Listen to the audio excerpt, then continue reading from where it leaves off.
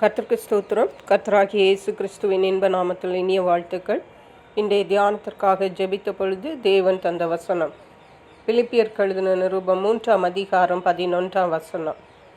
அவருக்காக எல்லாவற்றையும் நஷ்டம் என்று விட்டேன், குப்பையுமாக எண்ணுகிறேன். நம்முடைய கர்த்தராகிய இயேசு கிறிஸ்து அவருக்கென்று நம்மை பிரித்தெடுத்து இம்மையிலும் மறுமையிலும் நாம் ஆசீர்வதிக்கப்படும்படியாக தேவன் விரும்புகிறார். அதற்காகவே அவருடைய ஜீவனையும் நமக்காக தந்திருக்கிறார். இந்த நோக்கத்திற்காக நாமும் கூட சில காரியங்கள் செய்ய வேண்டியதிருக்கிறது. பரிசுத்த பவுல் அப்போஸ்தலர் சொல்லுகிறார், அவருக்காக எல்லாவற்றையும் நஷ்டம் என்று விட்டேன், குப்பையுமாக எண்ணுகிறேன்.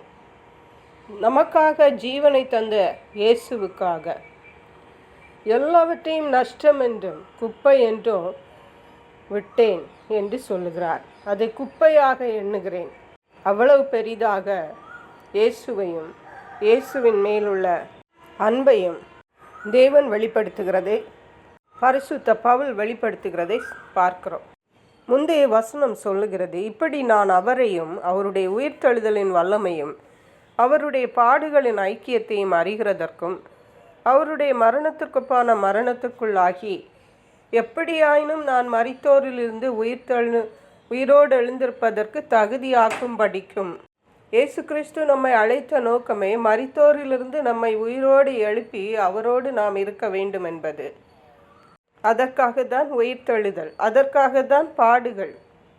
அதை பரிசுத்த பவுல் அப்போஸ்தலர் சொல்லுகிறார், எப்படியாயினும் நான் மரித்தோரிலிருந்து உயிர்த்தெழுதற்கு தகுதியாகும்படிக்கு எல்லாவற்றையும் அற்பமோ குப்பையுமாய் எண்ணுகிறேன். நாமும் கூட அந்த உயிர்த்தெழுதலில் பங்குள்ளவர்கள் ஆகிறதற்கு சில பிரயாசங்களை நாம் எடுக்க வேண்டியவர்களாய் காணப்படுகிறோம். ஒருவேளை நாம் நினைக்கலாம், இயேசு கிறிஸ்துவை சொந்த இரட்சகராக ஏற்றுக்கொண்டோம், ஜெபிக்கிறோம், வேதம் வாசிக்கிறோம், ஊழியம் செய்கிறோம், நாம் மரித்தோரிலிருந்து உயிர்த்தெழுந்து விடலாம் என்று. ஆனால் அது அப்படி அல்ல. சில காரியங்கள் தேவன் நம்ம விட வேண்டியது, எதிர்பார்க்கிற காரியங்கள் விட்டுவிட வேண்டும். நஷ்டம் என்று எண்ணப்பட வேண்டிய காரியங்களை நாம் நஷ்டம் என்று எண்ண வேண்டும். அடுத்த வசனம் சொல்லுகிறது, நான் அடைந்தாயிற்று அல்லது முற்றிலும் தேறினவன் ஆனேன் என்று எண்ணாமல் கிறிஸ்து இயேசுவினால் நான் எதற்காக பிடிக்கப்பட்டேனோ அதை நான் பிடித்து கொள்ளும்படி ஆசையாய் தொடருகிறேன். பிரயாசங்கள் மட்டுமல்ல, நஷ்டமும் குப்பையுமாக எண்ணுகிறது மட்டுமல்ல, ஆசையாய் தொடர வேண்டும். இயேசு கிறிஸ்து நம்மை அழைத்த நோக்கத்திற்கு நேராக எப்படி ஆயிலும் இயேசுவோடு நாம் ஒரு நாளிலே இருக்க வேண்டும் என்ற நோக்கத்தோடு, அதற்காக தான் அவர் நம்மை பிடித்திருக்கிறார். அந்த நோக்கத்திற்காக நாம் ஆசையாய் தொடர வேண்டும்.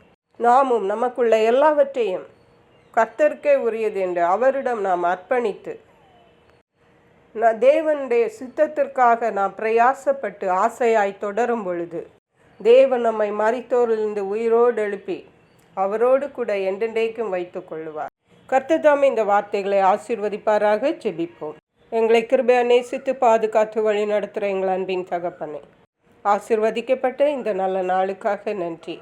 இந்த நாளிலும் இயேசுப்பா, நீர் எங்களை எதற்காக பிடித்தீங்களோ உடைய ராஜ்யத்திலே எங்களை கூட்டி சேர்க்கும்படியாகவும் உண்மையிலும் எங்களை ஆசீர்வதிக்கும்படியாகவும் உமக்கு உகந்த சாட்சிகளாய் நாங்கள் இருக்கும்படியாகவும் அழைத்த உம்முடைய மகா உன்னத அழைப்புக்கு எங்களுக்கு உண்டான எல்லாவற்றையும் அர்ப்பணித்து நாங்கள் முன்னாக கடந்து செல்ல தேவ ஆவியானவர் எங்கள் ஒவ்வொருவருக்கும் கிருபை தருவீராக. நன்றி பரிசுத்த ஆவியானவரே. துதி கன மகிமை உமக்கே செலுத்துகிறோம். மீட்பரும் இரட்சகருமாகிய இயேசு கிறிஸ்துவின் இன்ப நாமத்தில் ஜெபிக்கிறோம் எங்கள் அன்புள்ள பரமபிதாவே. ஆமென். God bless you.